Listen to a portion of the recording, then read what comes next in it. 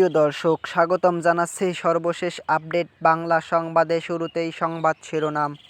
শুরুতেই জানিয়ে দেব, জুলাইতে দাঙ্গাকারীদের চেয়ে বেশি সংখ্যক মৃত্যু হয়েছে পুলিশের। বিস্তারিত থাকছে প্রতিবেদনে। এদিকে লোডশেডিংই কি এখন বিএনপি সরকারের সরকারি নীতি? বিস্তারিত থাকছে প্রতিবেদনে।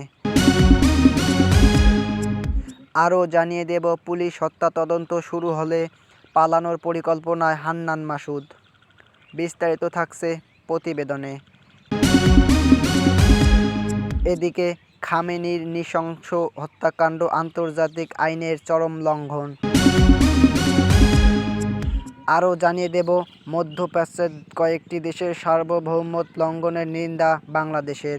বিস্তারিত থাকছে প্রতিবেদনে। এবং সর্বশেষ জানিয়ে দেব, সন্ত্রাসী চাঁদাবাজিদের বিরুদ্ধে শীঘ্রই অ্যাকশন, স্বরাষ্ট্রমন্ত্রী। বিস্তারিত থাকছে প্রতিবেদনে। এতক্ষণ শুনছিলেন সংবাদ শিরোনাম, এবারে বিস্তারিত। তার আগে ভিডিওটি ভালো লাগলে এবং সর্বশেষ আপডেট পেতে চ্যানেলটি সাবস্ক্রাইব করুন। ধন্যবাদ। 2024 সালের জুলাই গণঅভ্যুত্থানের সময় পুলিশ সদস্য হত্যার ঘটনায় বিচার প্রক্রিয়া শুরু হওয়ার সম্ভাবনা জোরালো হতেই রাজনৈতিক অঙ্গনে ব্যাপক তোলপাড় শুরু হয়েছে।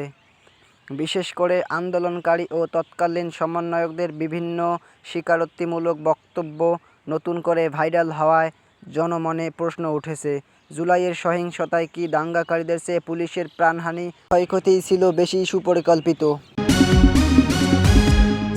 বিদ্যুৎ মন্ত্রী যখন বলেন লোডশেডিংয়ের কষ্ট সহ্য করা ভালো, তখন সবার আগে জিজ্ঞেস করা দরকার কার কষ্ট।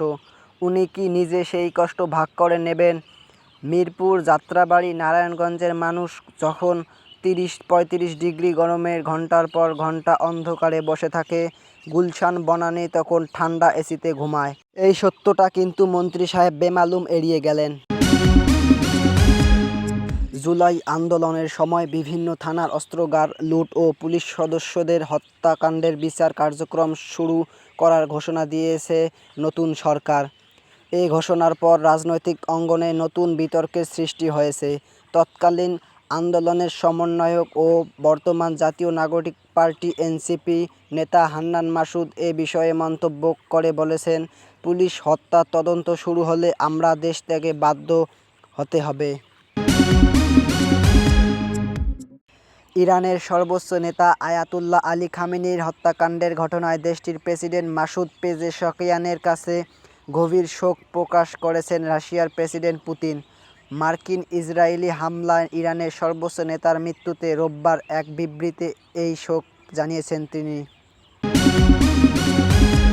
বাহরাইন, ইরাক, জর্ডান, কুয়েত, কাতার, সৌদি আরব এবং সংযুক্ত আরব আমিরাতসহ এই অঞ্চলের কিছু দেশের সার্বভৌমত্ব লঙ্ঘনের নিন্দা জানিয়েছে বাংলাদেশ।